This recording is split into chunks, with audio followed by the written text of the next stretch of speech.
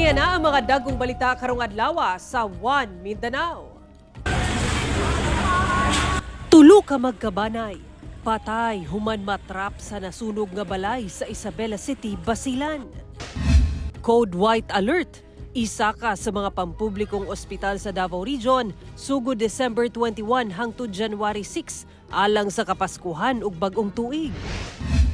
Siargao ug Bukas Grande Islands gipailaw na sa state of calamity tungod hangtod karon wala pa nabalik ang supply sa kuryente.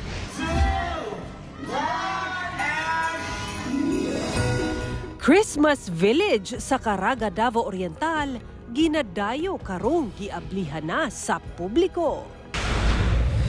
Ito ang GMA Regional TV 1 Mindanao. Mayong hapon, Mindanao. Ako si Sara Hilomen Velasco. Patay ang usa ka babae dihang nabanggaan og dump truck ang ilang balay sa Davao City. Samtang patay sab ang babaeng empleyado sa BIFA Region 11 human gipusil sa Panabo City. Ug usa ka lalaking nabulit sa Samad Dinunggaban, nakaplagan sa Malalag, Davao del Sur. Nakaalerto si Argil Relator.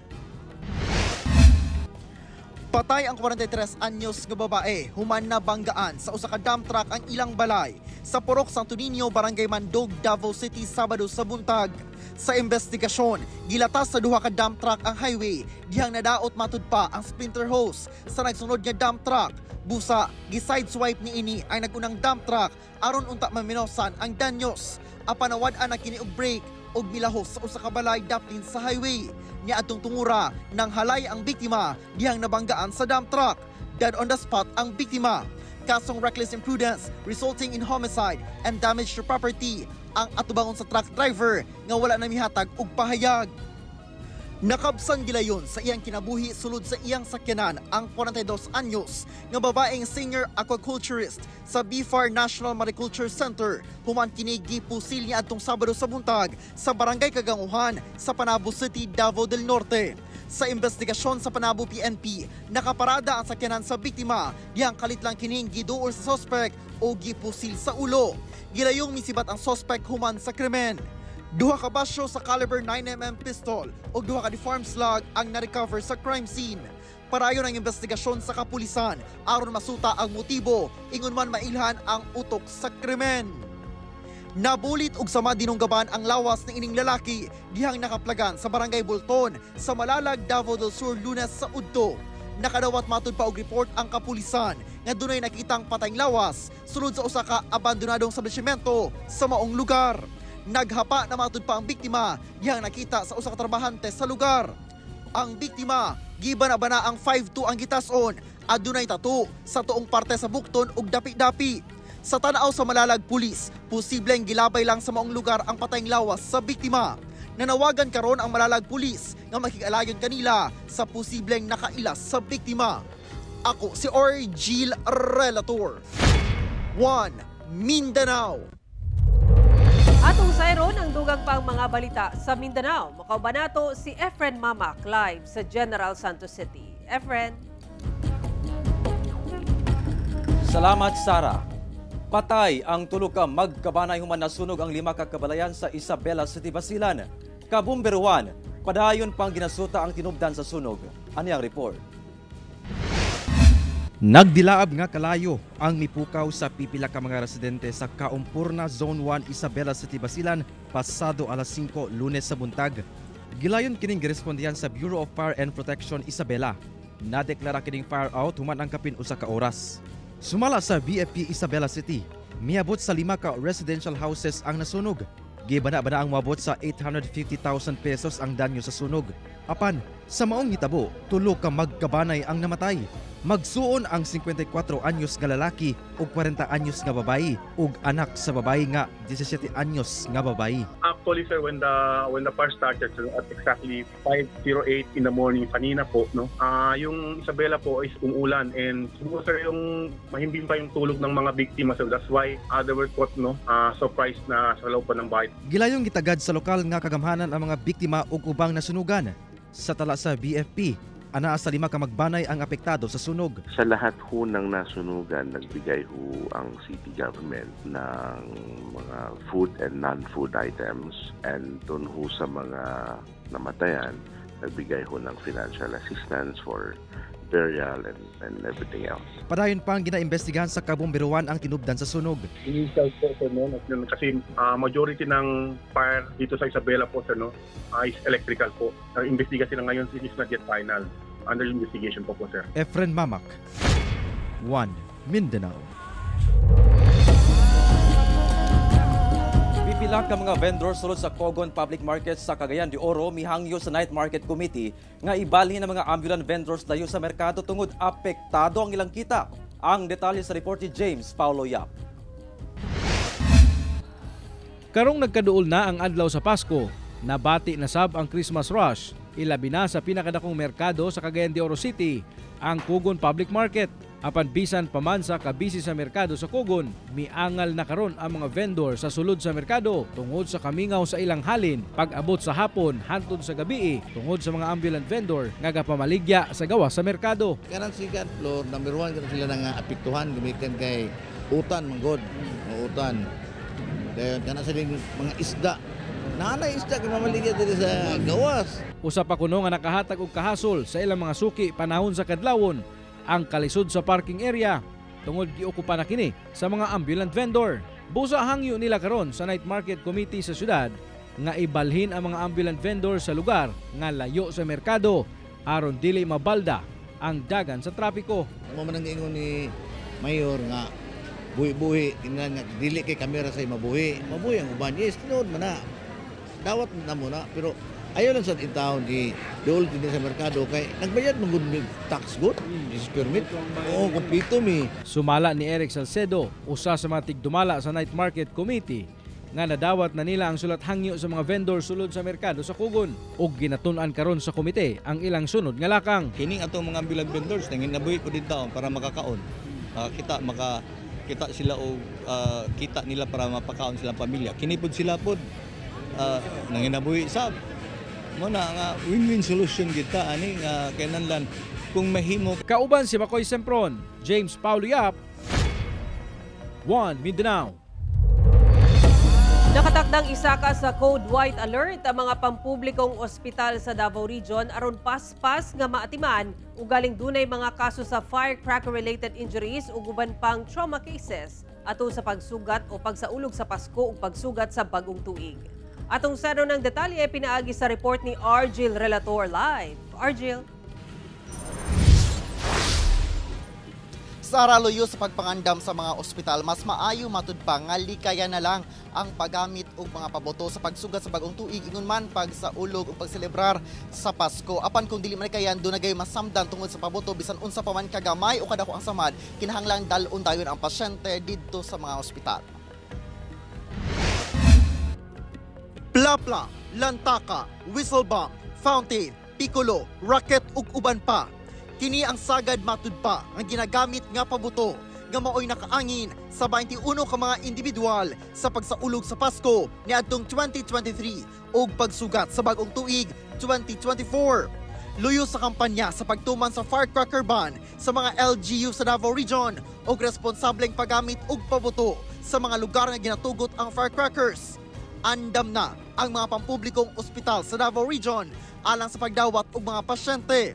Isa ka ngadto sa Code White Alert ang mga ospital gikan sa December 21 hangtod sa January 6.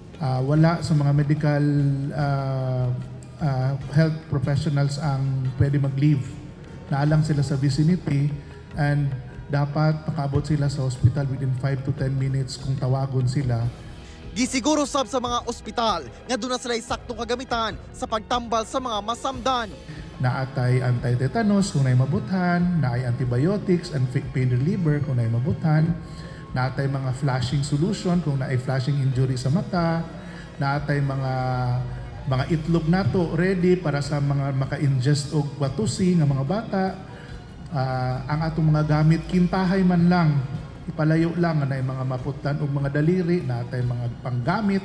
Every mga seasons na very important event, gina-activate ang trauma team which is composed of surgery. Mga surgeons yun sila. Ugaling mabutan, hugasan ang samad o flowing water, sulod sa 20 minutos. O gilayon dalaon sa doktor ang pasyente. Abi nila gamay lang siya nga sa ibabaw lang, no?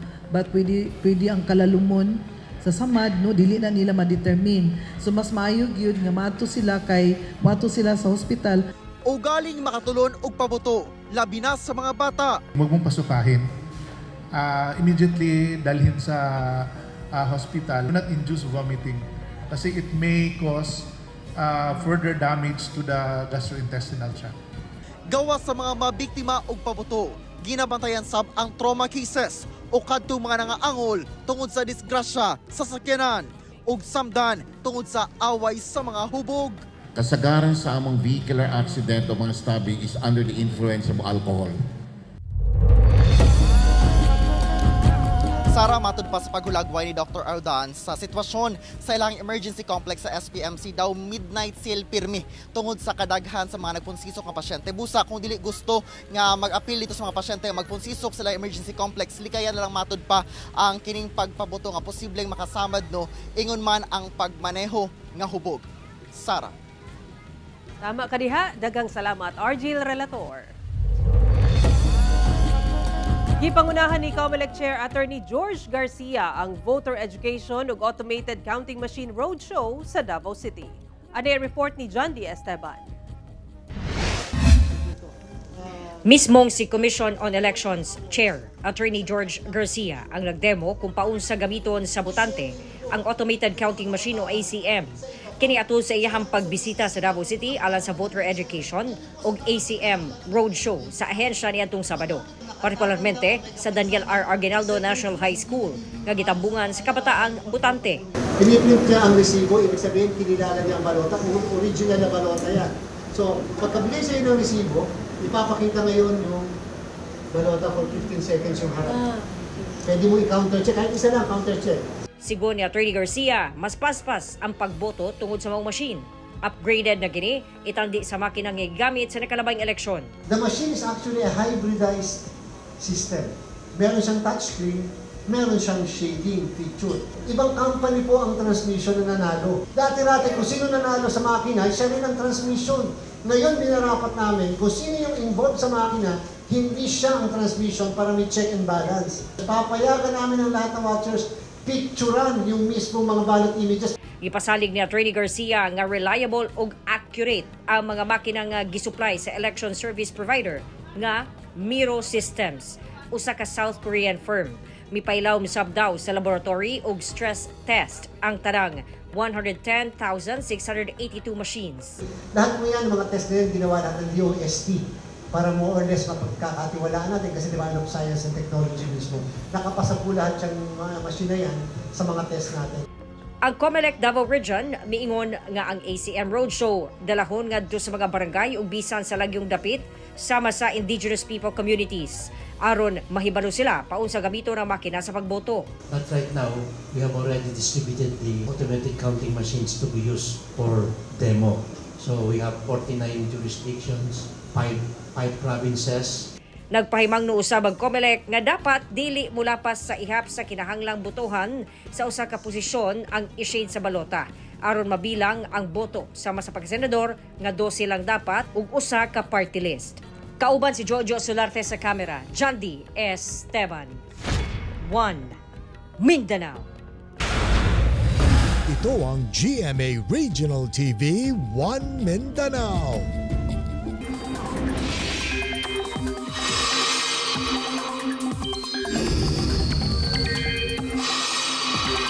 Mga kapuso, ulanon gihapon ang dakumbahin sa Mindanao tungod sa Intertropical Convergence Zone o ITCZ. Sumala sa pag-asa, wala gihatoy low pressure area o bagyo nga gipaabot sa sulod sa Philippine Area of Responsibility apan makasinati gihapon og pag-ulan ang nasud. Sa Luzon, shear line ug amihan ang makaapekto sa panahon, samtang ITCZ ang magdala og pag-ulan sa Mindanao. Base sa datos sa Metro Weather, dunay tsansa sa ulan sa halos tibuok Mindanao, sama sa Sulu Archipelago, Zamboanga Peninsula, Northern Mindanao, Caraga ug Davao Region. Busa magpabiling alerto sa posibleng pagbaha o landslide. Nagtala og landslide sa Sindangan, Zamboanga del Norte dala sa kusog nga ulan niadtong Domingo. Bumper to bumper ang mga sakyanan nga na-stranded sa National Highway sa barangay Gisukan sa Sindangan sa Zamboanga del Norte niadtong Domingo sa kadlawon. Kini tungod sa nakababag nga mga bato ug yuta gikan sa bukid, epekto sa landslide ato sa kusog nga ulan. Sumala sa MDRRMO, tibuok kalsada ang nababagan sa landslide. Hinuon nagpaygayon na og clearing operation ug passable na ang maong kalsada nga maoy nagsumpay sa Dipolog City ug Zamboanga City. Walay natala nga naangol atol sa insidente. Sumala sa pag-asa, epekto sa Intertropical Convergence Zone o ITZZ ang mga pag-ulan sa lugar niadtong Tungura. Usa sa tulo ka mga individual nga gingong nagabaligya og uranium nga nadakpan sa gilusad nga mga operasyon sa NBI ang nagpuyo sa Cagayan de Oro City. Ang na-recover nga mga uranium pwede magamit sa terorismo sumala sa NBI. Saron ta ang dugang detalye sa live report ni Cyril Chavez. Cyril.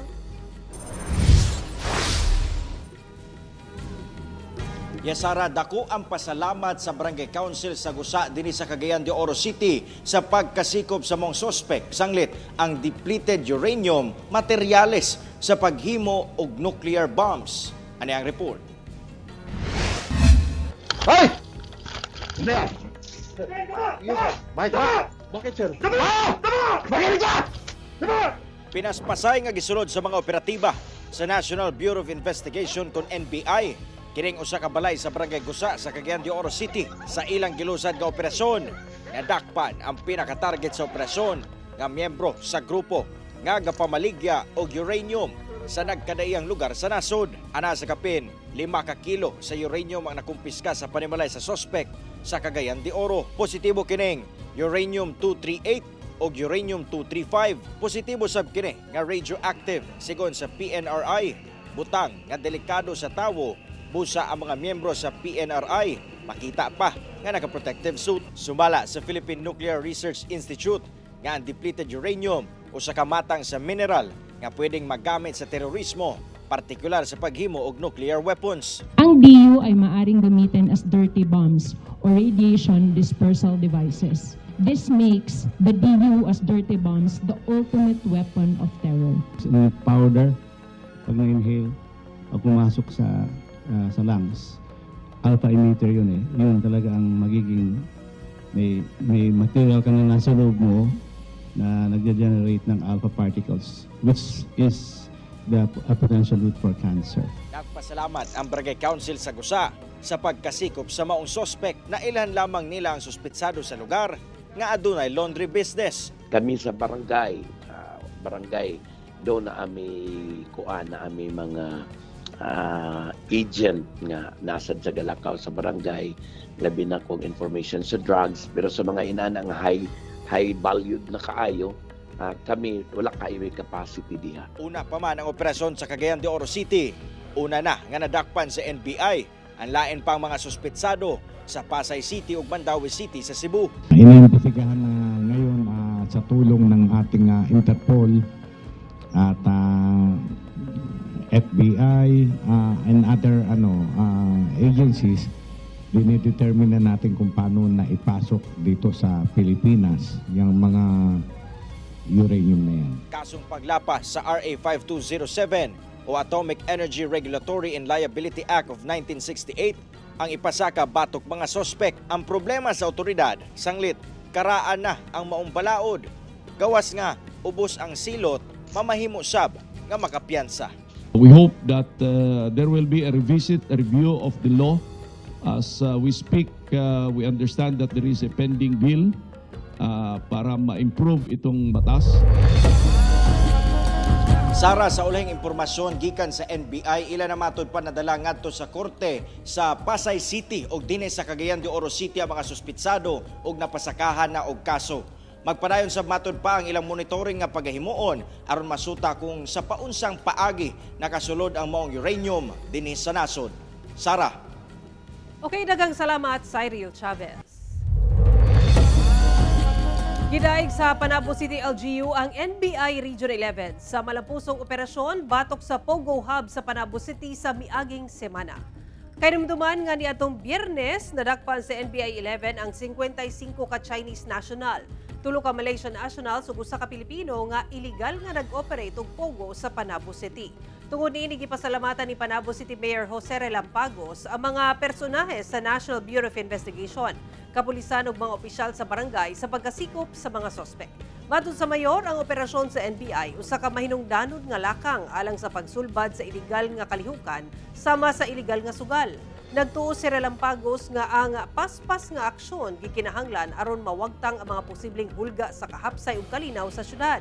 Samtang nakatakda sab nga padad-an og sabina sa NBI 11 ang mga nailang tag-iya sa establisimento di nahimutang ang maong iligal nga pogo.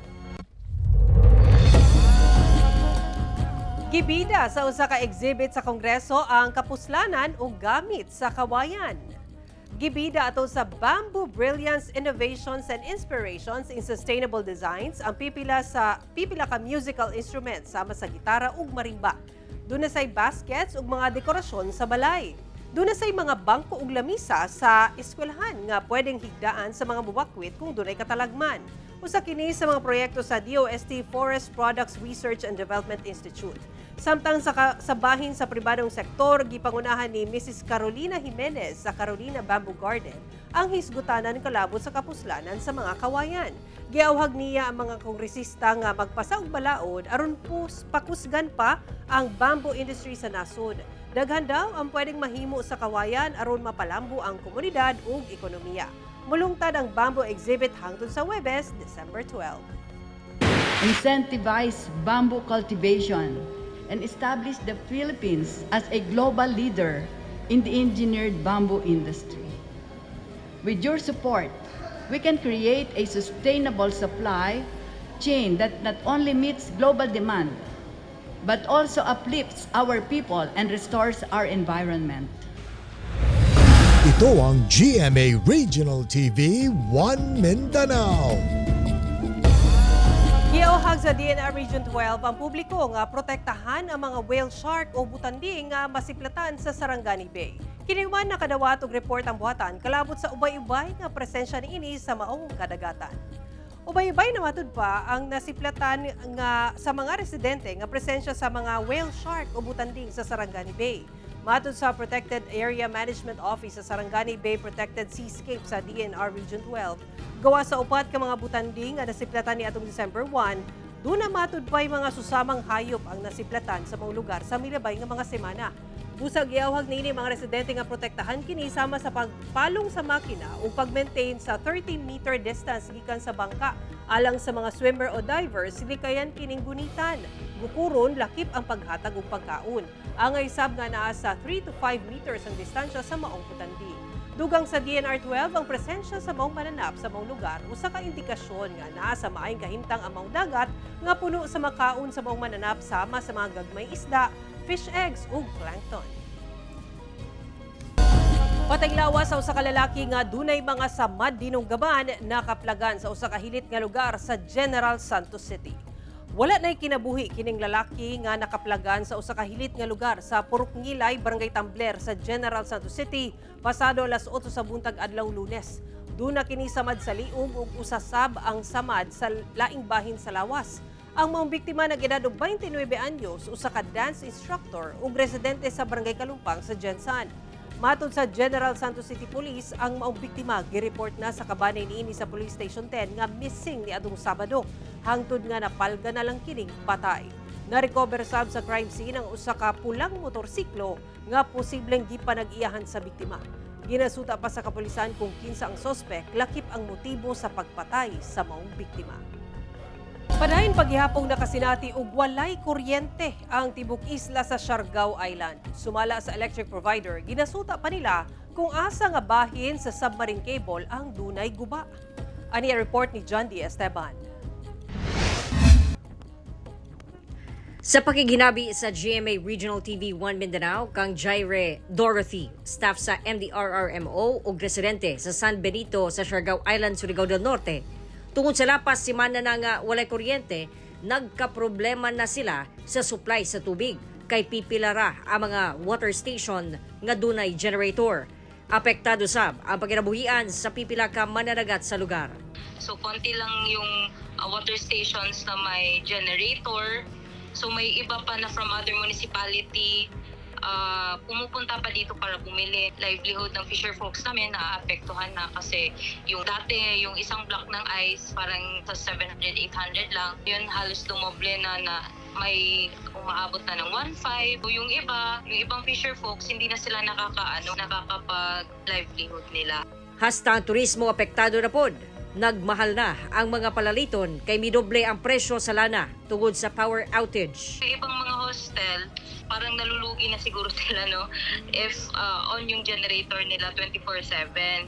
Dito nagmamahalan na rin yung mga fuel. December 1, dihang nawad-an og kuryente ang tibuok Siargao Island. Base sa po sa Siargao Electric Cooperative Incorporated o Siarelco, ang electricity provider sa isla, nagkaproblema daw ang linya sa submarine cable. Una na nilang gianunsyo nga guba ang bahin sa submarine cable gikan barangay Cagjanao sa lungsod sa Claver, paingon barangay Doña Helen sa lungsod sa Socorro. Target nila nga December 8 mabalik ang supply. Pero sa pagsuta pinaagi sa cable lifting operation, walay guba ang maong bahin sa submarine cable, maong extended ang perwisyo sa mga residente o mga negosyante sa isla. Kay sutaon pa kung asa o unsa gyud ang guba. Hinuon nag-provide og libreng charging station ang Siarelco alang sa mga apektadong residente. Ang Office of the Civil Defense nag-provide na sab og generator sets sa apektadong lungsod sa Pilar ug Santa Monica. Pipila niini gipagamit sa ospital aron magpadayon ng medical services. Ang BFP San Benito naghatag na po og supply sa tubig sa mga apektadong residente. Sa Facebook post sa Surigao del Norte Provincial Government, gipailawom na sa state of calamity ang Siargao ug Bukas Grande Islands tungod sa nagpadayong blackout sa maong mga isla. Ako si Jandy Esteban, 1 Mindanao. Bagong giablihan nga Christmas Village sa Caraga, Davao Oriental gikahimutan sa mga Caragueño. Tema nila karong tuiga mo ang panaghiusa og kalipay sa mga residente karong Pasko.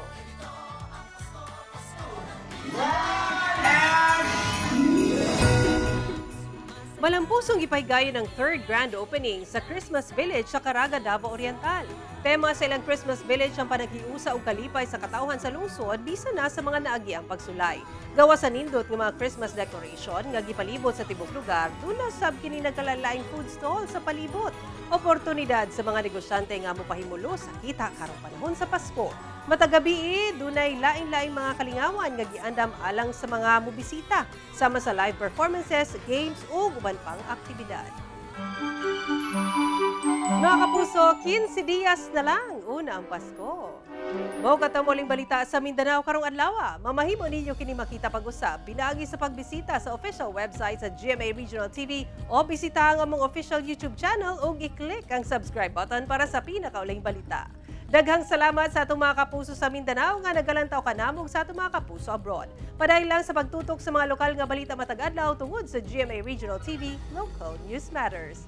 Kami ang GMA Regional TV 1 Mindanao, tibok persa para sa mas dakong misyon ug mas halapad nga pagserbisyo sa nasod.